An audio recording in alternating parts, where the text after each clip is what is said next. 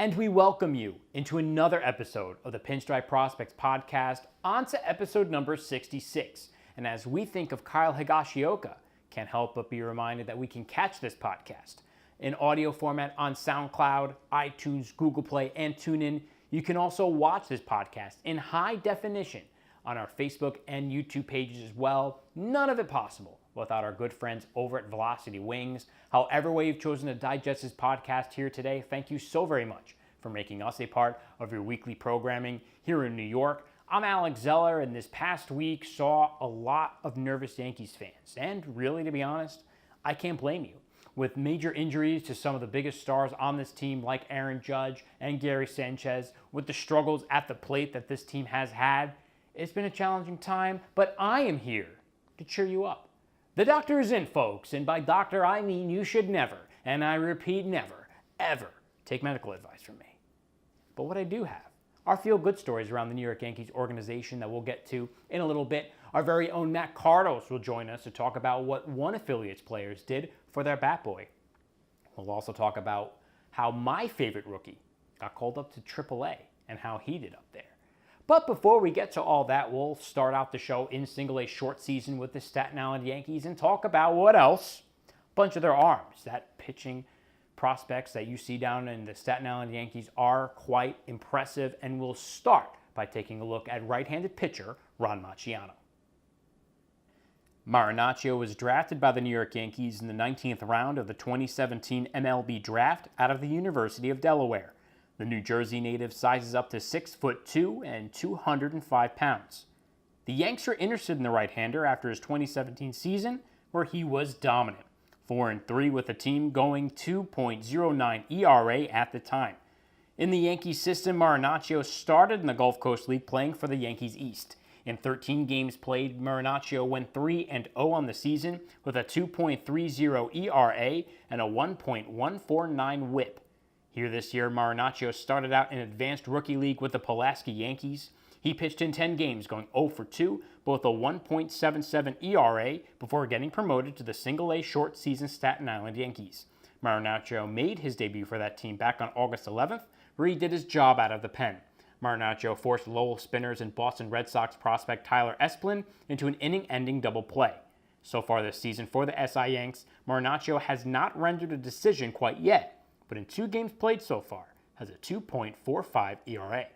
Our very own Ricky Keeler, who is one of our beat writers assigned to the single-A short season Staten Island Yankees for us, got to catch up with Marinaccio and how he has been doing so far this season. Ricky, take it away. I want to start off with your draft story. You were taken in the 19th round in 2017. What was that experience like for you, and where were you when you got the call? Just hanging at home. I mean, it was pretty exciting. I mean, being a Yankee fan my whole life, it was excited that was a team that I got the call from. So, I mean, overall, just really exciting. Got a chance to get on the mound there tonight. What did you take away from tonight, and how would you evaluate your outing? It was just a lot of fun. I had a lot of fun, a lot of family in the crowd from about 45 minutes away. So it was good to have some people I know around, and just coming up from Pulaski, it was a little bit different. Hitters were a little different, a little more patient. But, I mean, I had a good time. Is there a comfort level that you have pitching closer to home here? Not so much. I mean, it's still the same game. So. Who were some of your favorite pitchers that you enjoyed watching? When I grew up, I enjoyed watching Andy Pettitte pitch a lot. Mike Mussina were 2 of my favorites. You mentioned you were a Yankee fan. Do you have a favorite Yankee moment? I mean, not exactly. I mean, one of the most memorable to me was Jeter's last at-bat at Yankee Stadium. He had the walk-off hit. It was just kind of a chilling moment. How would you describe your pitch arsenal? Kind of an attack. Just throw a lot of fastballs, try to get ahead, and then later in the counts go to the off-speed. Now, at Delaware, your final season, you were both a starter and a closer. How was that adjustment, and which role did you enjoy more? I enjoyed both of them. I mean, as a reliever, it's fun being up every game. So, I mean, you kind of pay attention more to the game. As a starter, you only really lock in for the game that you're a part of. But, I mean, the transition's not bad. It just takes time to build up to be a starter. What did you take away from your stint in Pulaski that you're hoping to bring here for the last month or so of the year? Definitely working more and more on my changeup. I was working with the pitching coach, Casa, there. a lot about my changeup, so I really want to add that both to righties and lefties. I think it'll help me a lot. What can you tell us about something unique about playing your home games at Delaware? Not too far from home. So always had a lot of friends and family at the games. Now, you were a captain on the Blue Hens. What did it mean to you to be a captain? Just felt good that I had the respect from the coaches and players to be somebody that the team look up to for leadership and where to go. What's the best advice you've received from a coach so far in your career? Kind of just to stay even, not too high, not too low, because it's a long road, so you can never get too high, never get too low. And what are your goals for the remainder of the season? Just do what I could do, go out there and pitch my best every time. All right, thanks, Ricky. We'll keep it in single A short season with the Staten Island Yankees as we talk about, what else? Another stellar pitcher. We talked about him a little bit last week on the podcast, but let's go into more depth about right-handed pitcher Aaron McGarity. Another prospect from the 2017 MLB draft, McGarity is drafted by the New York Yankees out of Virginia Tech in the 15th round. McGarity was drafted previously in 2016 as well after an injury-plagued season by the Boston Red Sox organization, but he opted to stay in school for his senior year. McGarity concluded his college career with the Hokies with 169 innings pitched, making 16 starts, but also closing out 9 games as well. Last year, McGarity started out in the Gulf Coast League with the Yankees East, going 2-2 with a 2.18 ERA in 7 games with 1 start. This year, McGarity was assigned to the single-A short season Staten Island Yankees, where he has made 9 appearances out of the bullpen, all while boasting zeros on his ERA and 2 saves so far this season. He's allowed only 11 hits so far and walked only 1 batter as well. Our own Lawrence Krieger, who is also a beat writer for us down in single-A short season with the Staten Island Yankees, got to catch up with McGarity about his season so far. Lawrence, take it away. It's good to talk to you. We actually spoke with you on Media Day, so looking to see how your season has gone so far since Media Day. It's been going great. I couldn't ask for a better season besides the little hiccup I had with my oblique at the start of the season, but other than that, it's been nothing but a blast. I was going to ask about the injury. Are you back to 100%? Yes, back to 100%. It was just something small. Got it taken care of early, caught it early, so I'm thankful for that. You have 0 ERA this season, so you have a streak that's bringing a little bit of conversation. Do you find yourself pitching a little differently knowing that?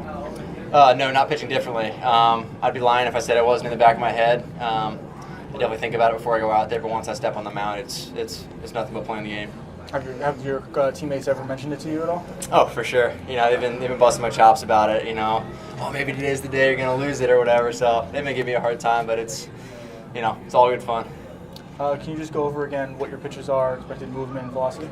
Yep. 4-seam fastball is anywhere from 90 to 92, touching 3. 2 seams right around the same. Movements just down and away to my arm side. Change up around 80 to 83, maybe 84. Can sometimes cut, but typically goes down in arm side, and then slider goes down in glove side, and it's anywhere from 77 to 80. Okay. What were your goals entering the season, and are you on pace to reach those, you think? Goals was just to have a clean year of no injuries. Coming off of a elbow surgery last year, I kind of made it my goal to have a clean slate. Not be in the training room unless I needed to be, and that wasn't the case. So one of my goals wasn't met. But other than that, I couldn't ask for more. I'm having a blast up here, and I'm having some success as well. So it's a lot of fun. What's your goals for the rest of the season? Continue to do what I'm doing. Not change the plan, not change the sequencing of my pitches. Just continue to attack hitters in the way that I've done so far. This team is based in New York City. Boat and train right away from Yankee Stadium. Does that ever come into mind? Not too much. I'm still a good distance away. There's a lot of work to be done. I'll see you later. Those guys up there are in a whole different league, and hopefully I can get there one day. Have you ever been to the stadium? I have, yes. It's a beautiful park. Hopefully I can play in there one day. Actually, since you've been in Staten Island for almost 2 months now, have you found a favorite place so far? Favorite place in terms of food? Food, entertainment, anything like that? Nothing really. Our schedule's pretty packed between here, traveling, playing, or whatever the case may be. So we don't have a lot of time. So I don't really think I have a favorite place. I guess favorite place to be dropping on Fortnite would probably be, my favorite place to be. Tilted Towers. Yeah, Tilted Towers, exactly. Which we remember from Media Day, the dancing. Yeah.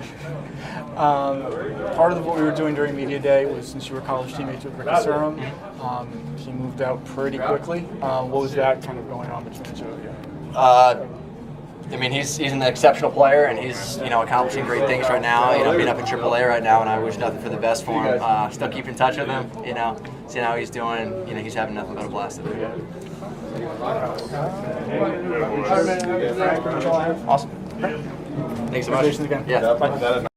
All right, thanks, Lawrence, for all your hard work. Now, let's move to some of those feel-good stories that I was talking about in the intro and learn about my favorite rookie. Rookie, the Golden Retriever, is the Trenton Thunder Bat Dog, seen often down in the AA affiliate for the New York Yankees. I even got to meet Rookie once a couple years ago when I was covering for Matt Kardos down in Trenton for a game. He's a fan favorite amongst players, umpires, the opposing team, the press, the workers, me, and anybody around the Arm & Hammer ballpark down in Trenton, New Jersey. Rookie got called up to AAA a couple times this year to be the bat dog for the Scranton Wilkes-Barre Rail Riders. He drew quite a few eyes in a video shot by Connor Foley.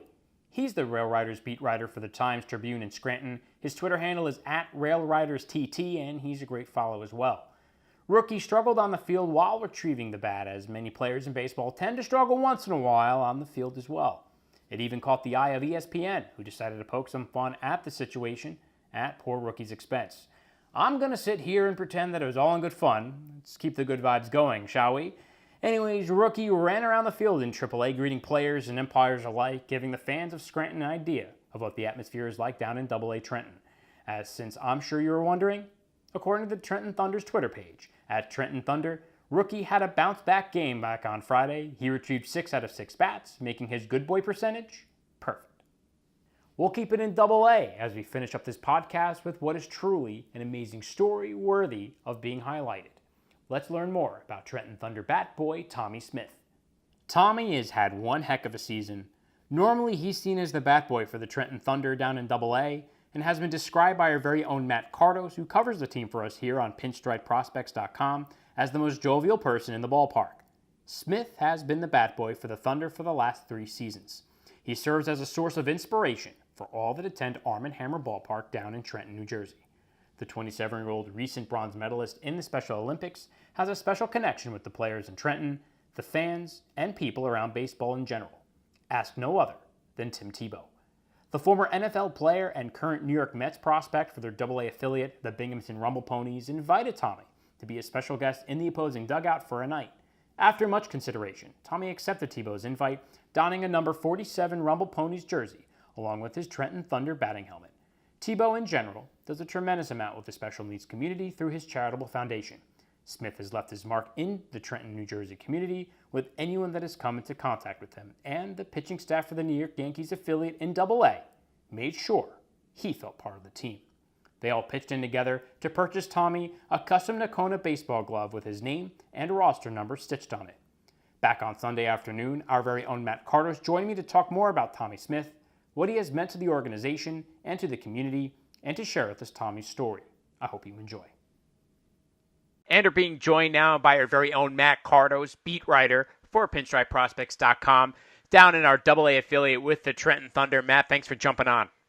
Oh, of course, Alex. Thank you for having me on today, man. Always good to talk to you. Absolutely. And, we've been talking about this a little bit off air and everything, and you take a look at some of the feel-good stories around the organization, and one of the big stories that I particularly love to hear from the Trenton Thunder, we've been able to follow it, definitely follow Matt on Twitter, @MattCardos, but it's been about Bat Boy Tommy Smith. Oh, Tommy's is a big a part of that team down in Trenton as any of the high-profile prospects that are there. He's just such a contagious personality, and it just translates on and off the field for all of those guys. They love having him around. Tell me a little bit more about Tommy. You're the one that gets to see him all the time. Tommy, obviously, it's well documented. He's a local guy from down in Trenton, 27-year-old who obviously is a person with special needs. participates in a lot of the Hope League and the Miracle Leagues down in Hamilton and Trenton and Mercer County and that area. He participates in the Special Olympics. He won a medal this past summer playing baseball in the Special Olympics. So about 3 years ago, Jeff Hurley, who's the general manager of the Thunder down in Trenton, he also sits on the board for the Miracle League in Mercer County, and he got to know Tommy a few years ago, and he thought it'd be an awesome idea to kind of let him come in for a few games and be the bat boy. And a few games has turned into a full-time gig now, going into his third season.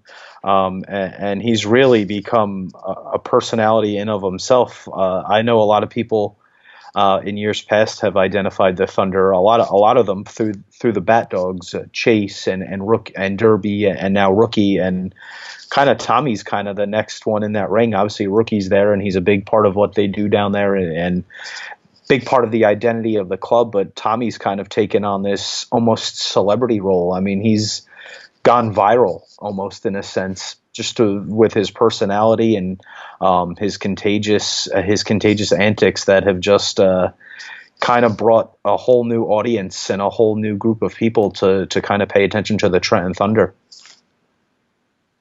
So he's been the Bat Boy down now for about 3 years. Has he developed in his personality at all, or has he just been the same way since day one? He's from day one. I mean, you can't help but fall in love with Tommy. The way he comes to the park every day with a purpose, and he's just another guy down there. He's not looked at as a person with special needs in any sense, and he just brings a whole lot of energy. There's nights, case in point, earlier this week or this past Friday, it was kind of a dead night at the ballpark. There wasn't a whole lot of buzz going on. Obviously, they had Jonathan Loisiga pitching, but the attendance wasn't great. It was a smaller crowd. There was a lot of rain in the schedule, and there wasn't a whole lot of offense going on. It was a close game, and not a lot of whole buzz going on at the ballpark. And just in between at bats, Tommy's running to the plate to grab the bat, and he's coming back, throwing his arms up, trying to get people pumped up, bouncing up and down. And anytime a little rally gets started, that's when Tommy gets started, man. The engine and the motor on that kid is unbelievable. And he just gets so excited, and he gets people so pumped up, and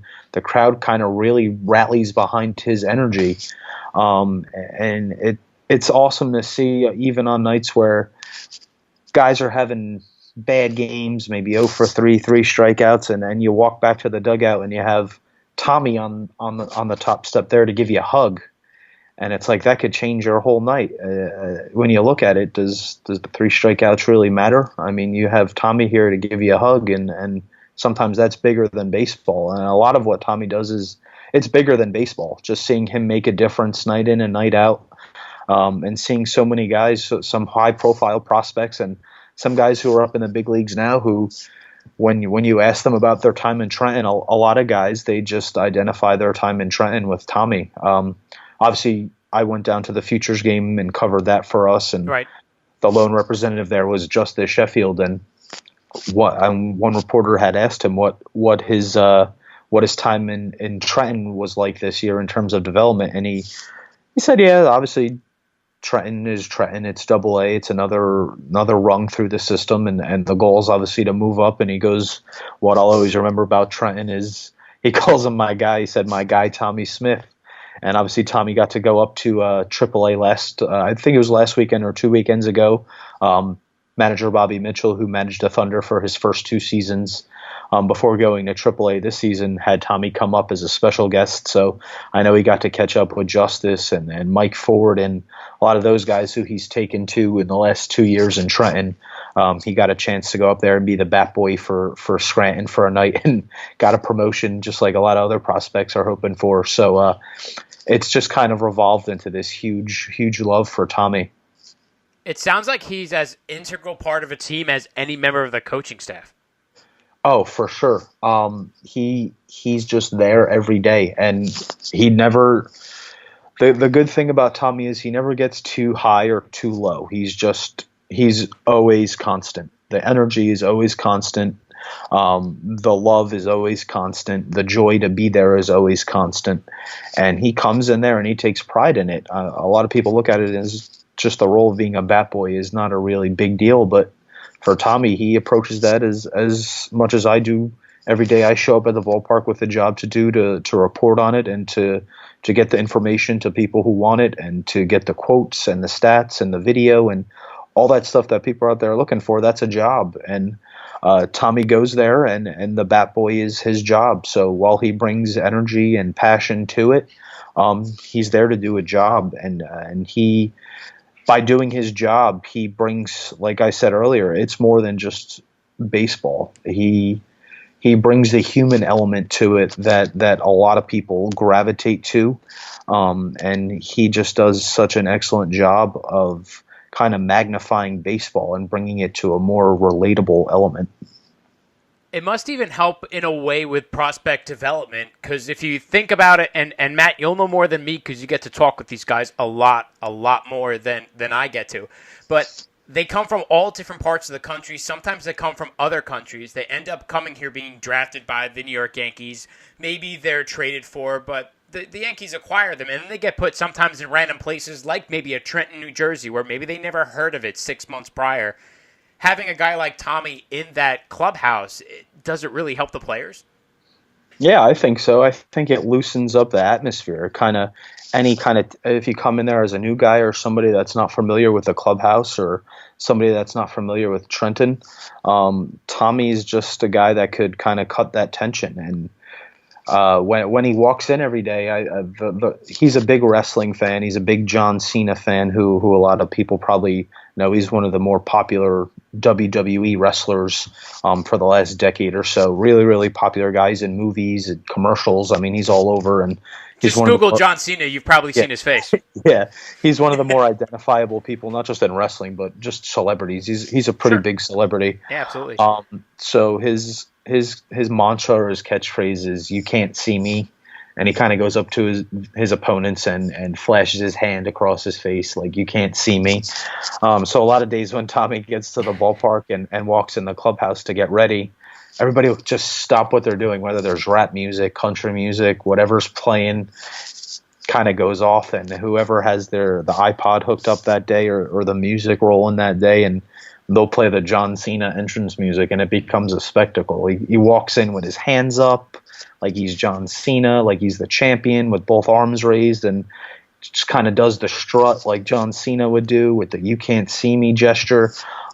Just a really, really funny thing. Just about every day he walks in there, you get the John Cena entrance go, and it's just kind of like whatever's going on that day.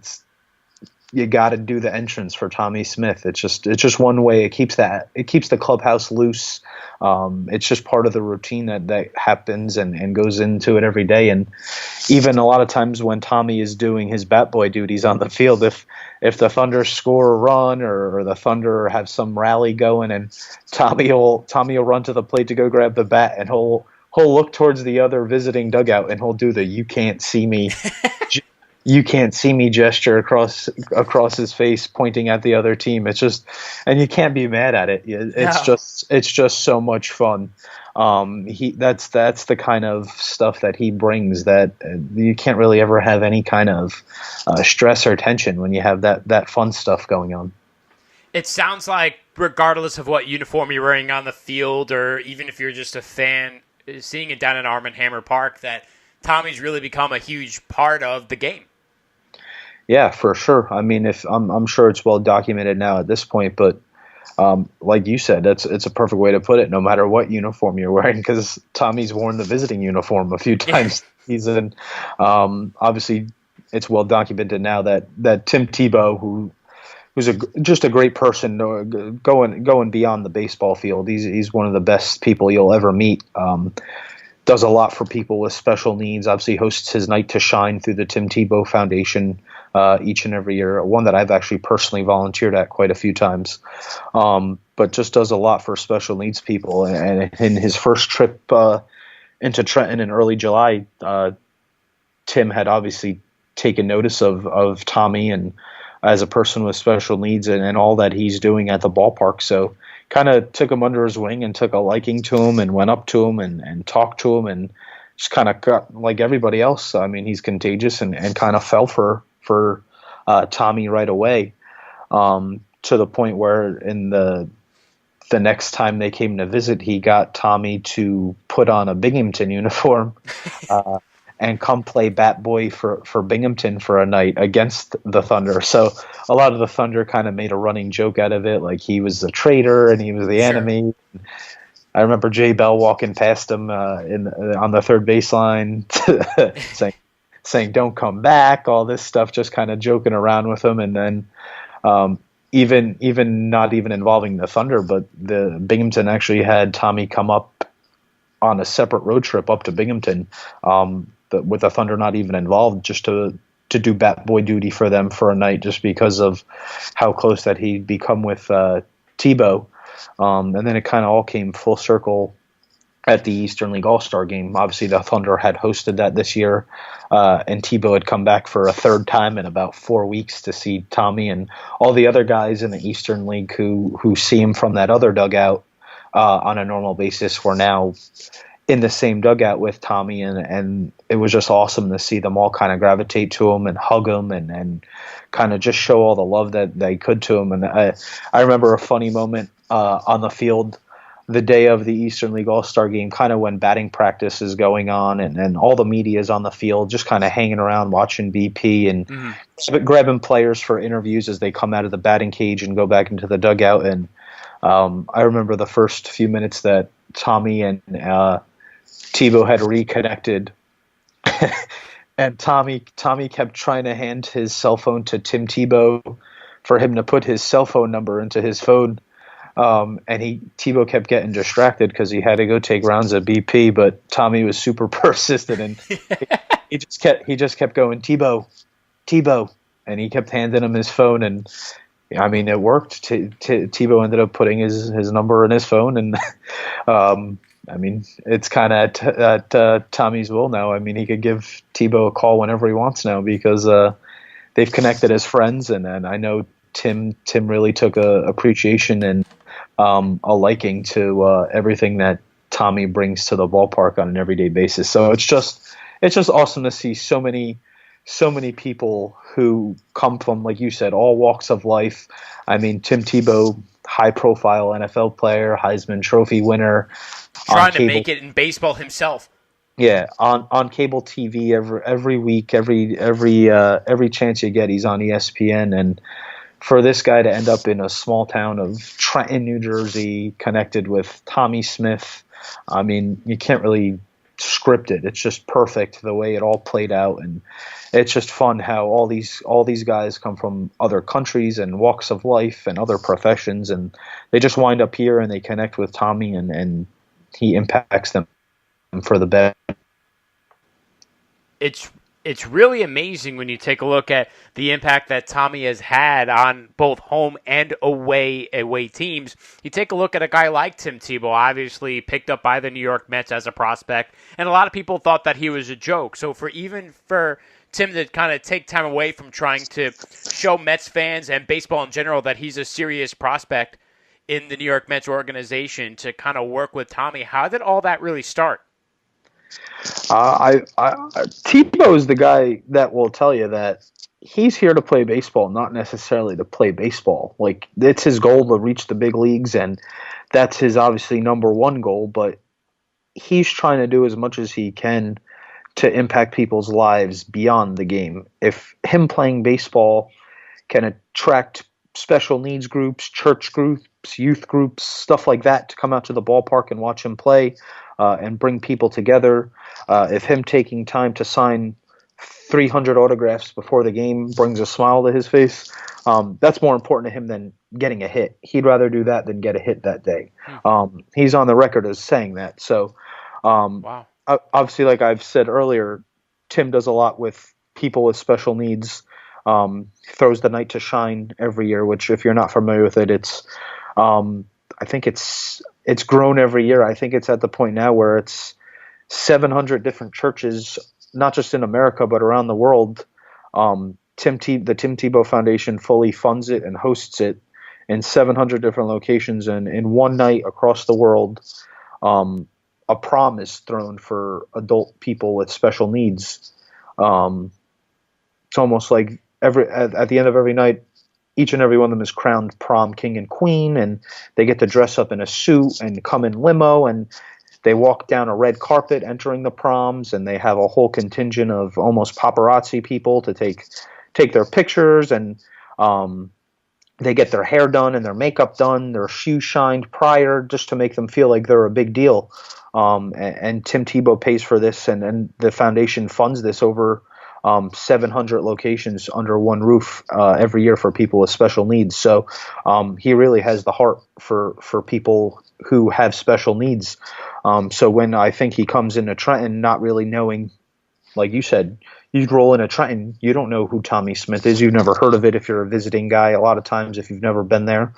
So I think for Tebow to roll into Trenton one day and see this person with special needs busting his tail at his bat boy duties, and seeing the energy that I've just described to you guys, the raising of the arms and the getting the crowd pumped, I think Tebow really appreciated that. So he kind of took his time out to make sure that he knew that he was watching him and that he appreciated everything that he was doing, and really took the time to get to know him on a personal level, and it's kind of just evolved from there. Yeah, it's true. And I know there was a bit of a controversy of sorts, Matt, when Tommy was wearing that Binghamton Rumble Ponies jersey, but he was always wearing, I saw a photo of him wearing that Trenton Thunder batting helmet. Yeah, he always kept a little tie back to the Thunder. He never fully could ditch the home uniform. He always kept a little piece of him with him, so I thought that was cool as well. It just sounds like he's a tremendous part of that ballpark, as much as anybody that works there, whether they're the press, whether they're a player, whether they're a coach, whether they're a worker around the organization. For sure, because like you said, you can't really ever have a bad day when Tommy's around. There's times where I'm on the field before a game, or standing in the hallway waiting to go in the clubhouse after a game, and Tommy will walk by all sweated up, or after a game, and go in a change, and he'll always give everybody a fist bump. He'll give guys hugs as they walk by. He'd say, "Good game, Tommy. Thanks," and he'll give you a hug.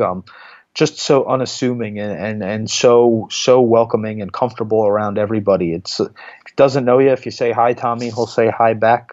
Even if he doesn't know you, he'll probably say hi to you. He's just so so inviting and so welcoming to everybody that comes into the clubhouse, comes into the dugout. I don't think there's a person that works for the Thunder. I don't think there's a person that puts that Thunder uniform on. I don't think that a person that even comes as a visiting player, or people who come to cover the game, that wouldn't tell you that they've had some interaction with Tommy that didn't leave them blown away with love and admiration for him.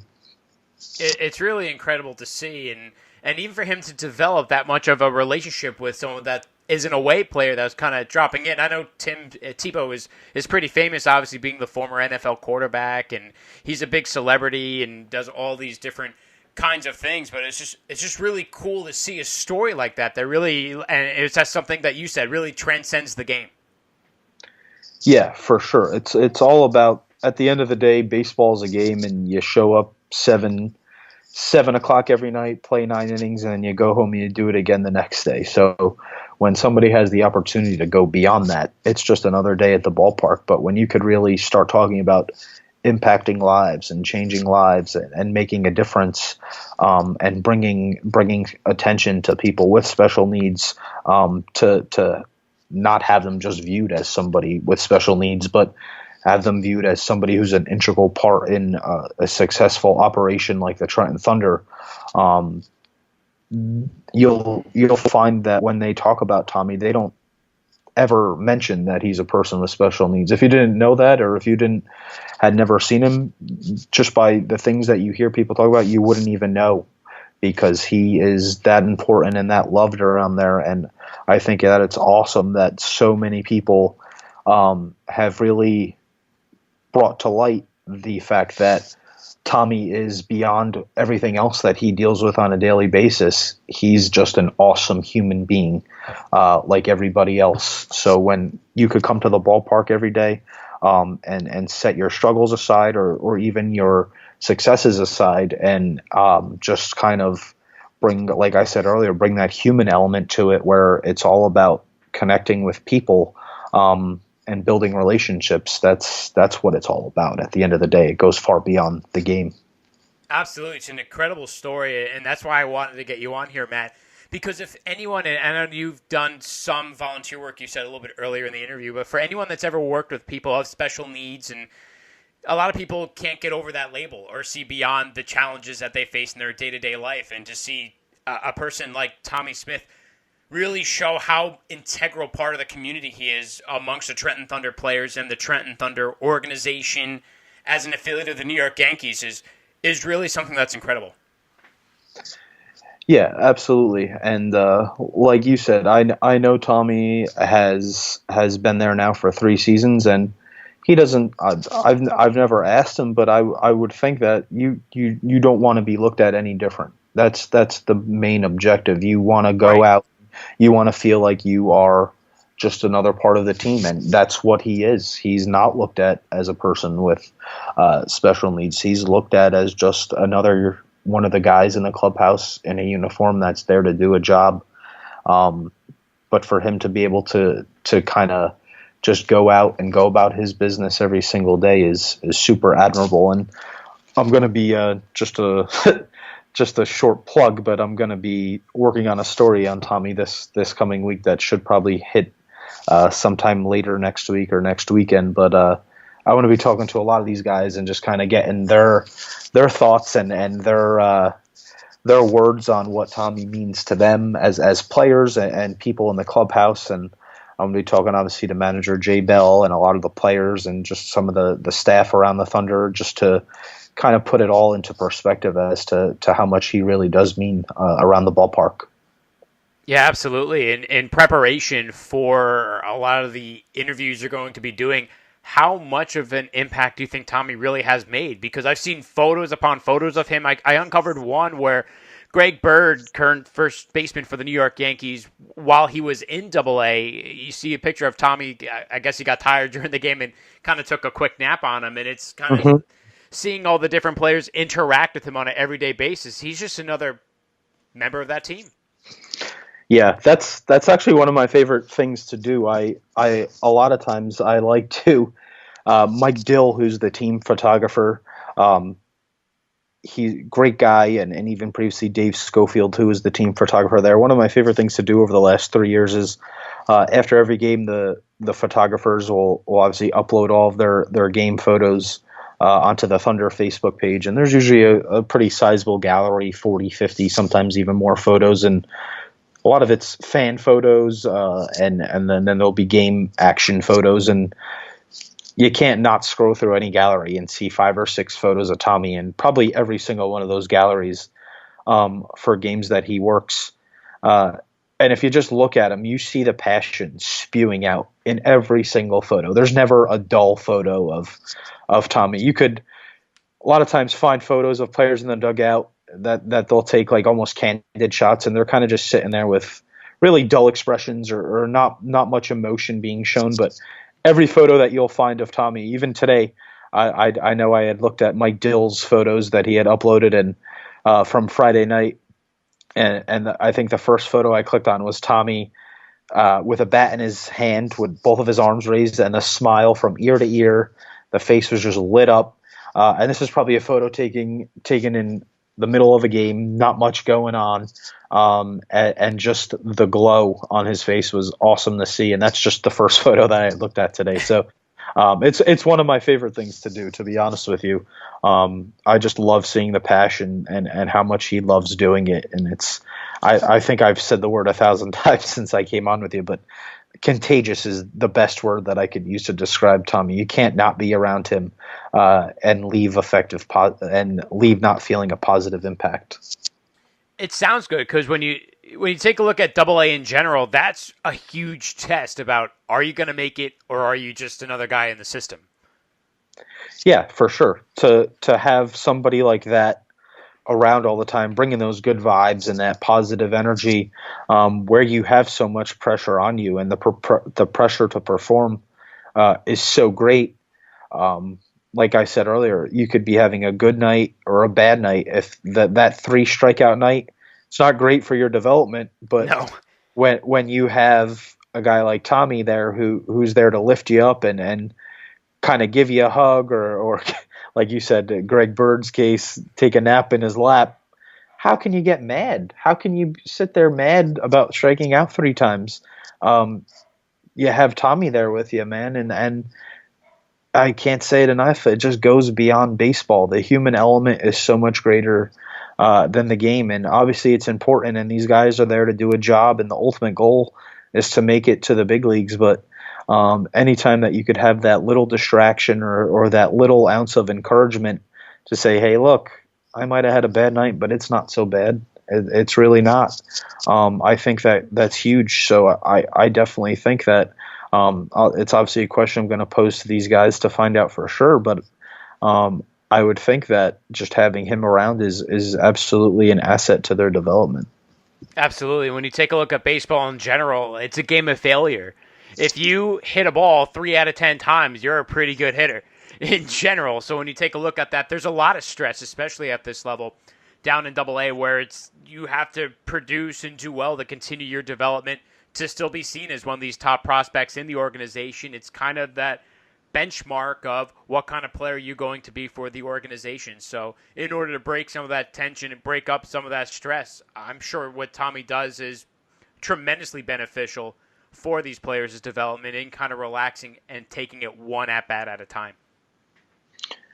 Yeah, no doubt. And like you said, double A is a make or break level. A lot of times I know Brian Cashman has said it a few times when he's been down there for various reasons, that I think one of the first times I ever talked to Cash, a quote that always sticks with me is he goes, this is a level where we find out if they're prospects or they're just suspects at this point. And every prospect is a suspect until they prove that they're otherwise. So this is really a make or break level for a lot of these guys. Just about every talent evaluator that I've ever talked to say that AA level is the separator. It's where you could find out what a guy really is. And obviously you look at the scouting reports and the numbers of guys, and something that I wrote about a little bit earlier this week when talking to Jay Bell. But you look at a guy from what he's done up to high A, and it usually tells you, you usually get a good idea. It's a good body of work, but really AA is their chance to kind of decide whether that's going to maintain their career story, or they could kind of rewrite the adages or rewrite what the book says they are as a player up to that point and kind of turn the corner. Or if they really can't make those adjustments, that's kind of going to be what they are as a player moving forward. So to have Tommy here at this pivotal level, it's only beneficial for all of these guys. Yeah, absolutely. And it sounds, just from the conversation that we've had, from other articles that I've seen on pinstripeprospects.com, even some of the photos that I've seen that have come out, that Tommy not only does his job, but he excels at it.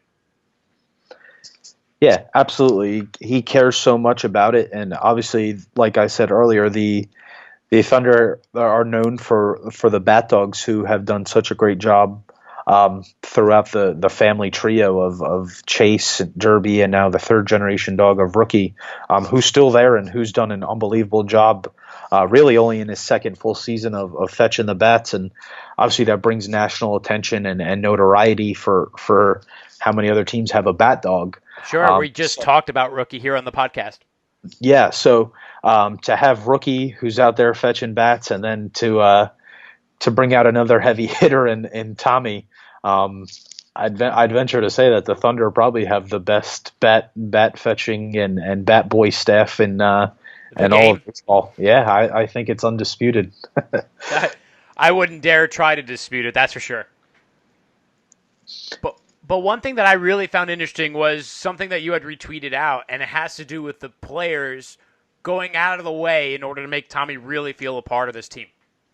Yeah, and that's a little something I'm going to kind of focus on my piece that's going to be coming out here in the next week or so. But a lot of the Thunder pitching staff and the prospects and some of the other guys, as a team, they all kind of pulled some money together and chipped in to get Tommy a brand new baseball glove, top of the line model and everything engraved on it and sewn on with his name and his number. And they presented it to him this past week. And I know from what I've heard, he was deeply moved by it. But for those guys, and for a lot of people, probably don't realize that unless you're a high draft pick or what they like to call a bonus baby, who receive a large signing bonus for signing, regardless of what round you sign in. A lot of these guys playing minor league baseball, and particularly on this Trenton Thunder team, where there's not a whole lot of those type of prospects. There's not a guys who signed with big bonuses or got drafted really high. A majority of them are later round guys that were taken or undrafted guys even.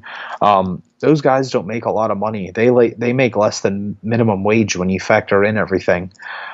So for a lot of them to have pulled all of their money together, and I mean, it might not seem like a lot of money to be pulled together when you look at the respect of how many people probably pulled their money together, but even if it was $20 or $30 a guy that chipped in, that $20-$30 goes a long way. In a minor league season, that could be meal money for a couple days. Obviously, they're given a certain amount for food money, but it's not a lot. It's not as much as people would think. So I just thought it was awesome that a lot of those guys put their hard-earned money together just to make Tommy feel special and kind of to say thank you for not even just his duties as Bat Boy, but just for making them feel at ease, like we said, for helping them and making them feel good on a daily basis. So I thought it was something that was really cool that a lot of those guys kind of chipped in to make Tommy feel extra special this past week. I'm looking forward to kind of talking to these guys about it a little bit more, a little bit deeper, and really finding out the kind of the logistics and the thinking behind them doing that, because I think it's super special that they were able to do that. Yeah, absolutely. It was really moving, and especially for any money coming out of a minor league player. I mean, unless your name is Tim Tebow, you're probably not making a whole lot of money playing this game. So for them even to pull a little money out of their pocket in order to pool together for something like this for someone that's just on the team in the community like this is really just an amazing story and a testament to how much Tommy's really been a part of the Trenton Thunder. Yeah, and to see it's not something that I was aware was happening until I saw it. But I remember just seeing the photo that the Thunder had tweeted it out, a photo of Tommy with his Thunder hat on and his shirt, and showing him holding up the glove that they had given him. And like I said, just go back to the photos and look at the smile on his face and the glow. Yeah, I just can't get past the glow. And just seeing how happy it made him. It's nice because he makes so many people feel good and feel special on a daily basis. So to see the tables turned a little bit, and to see him have that feeling for just a little while, I thought was fantastic. Absolutely. I mean, and I was stunned just taking a look from it. I mean, we talked about this in podcast past, Matt, where as a baseball player, you don't really make your money until like you're in your prime, or sometimes even just after your prime when other teams are paying for you. A lot of times, even when they make the major leagues, you're on a team-friendly contract. So you're really still, even when you make it, on a budget. Never mind what you are when you're just trying to make it. And as you mentioned a little bit before, some of these guys, once all is said and done, barely make minimum wage. Yeah, it's a sad truth, and I mean it's well documented, and I know the players' unions and all that. There's a lot of controversy going on, and a lot of people are kind of trying to take a stand to increase the wages given to minor league players, and I would agree with, because the amount of money that I venture to say at least 80 to 90% of these guys take home. A lot of them even have to work during the winter as doing landscaping and working at restaurants or whatever they got to do. Yeah, a lot of these guys have jobs during the winter, and where you should be spending your winter relaxing and then getting back early into working out and taking care of your body and getting extra work in the cages or throwing bullpens in here in January or getting ready for spring training. A lot of these guys are out busting their hump in the field doing manual labor and hard labor or sitting behind a desk pushing a pencil or keep typing on a keyboard all day, just in order to make ends meet. And a lot of these guys are at the age now where it's weird now. I will go into the clubhouse and I'm going to be 30 this year, and I look at these guys and I'm like, damn, where did time go? But a lot of these guys are 21, 22, 23. They're just starting families. They're just now getting in serious relationships with their respective girlfriends and getting engaged and having kids. And this is where they're starting their lives. And typically when you start out your life with a fiance or a girlfriend or a newborn baby, typically you're already established and kind of have a career. And obviously these guys have a career, but most people's careers are more kind to the checkbook than a lot of these guys. And the time commitment. These guys play almost every day the whole summer. Yeah, and goes beyond that. I mean, you're leaving your family late January, early February if you're a pitcher to report to pitchers and catchers, and a lot of times to get in work earlier than that down in Tampa. So you're leaving your family in February and you're pretty much gone until mid-September. If your team makes the playoffs, you're gone until mid-September, and then if you're good enough, you might get sent to the Arizona Fall League where you go for another 6 weeks. So, I mean, for a lot of these guys, you could potentially be gone from February till end of October, and you come back and you kind of have to work. It's really sad to see, and I don't think enough people know about it and how bad it is. But a lot of these guys, that's the unfortunate reality, and that's why a lot of times if these fringe guys who are okay prospects, but if they haven't made it by the time they're 25, a lot of them just choose to walk away, and why they have time, either go back to school and get a degree that they could apply in a respective craft, or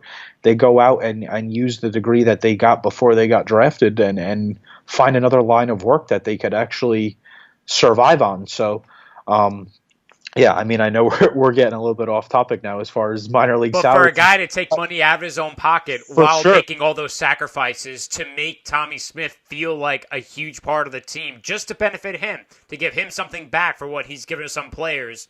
And before we let you go, I think it speaks a lot to what Tommy has meant to this community. Yeah, it pretty much tells you all that you need to know. It speaks volumes just to show how much he's loved and appreciated, not just by the fans and the people who are on the staff of the Thunder, but the guys that he directly impacts every day, those guys in the clubhouse.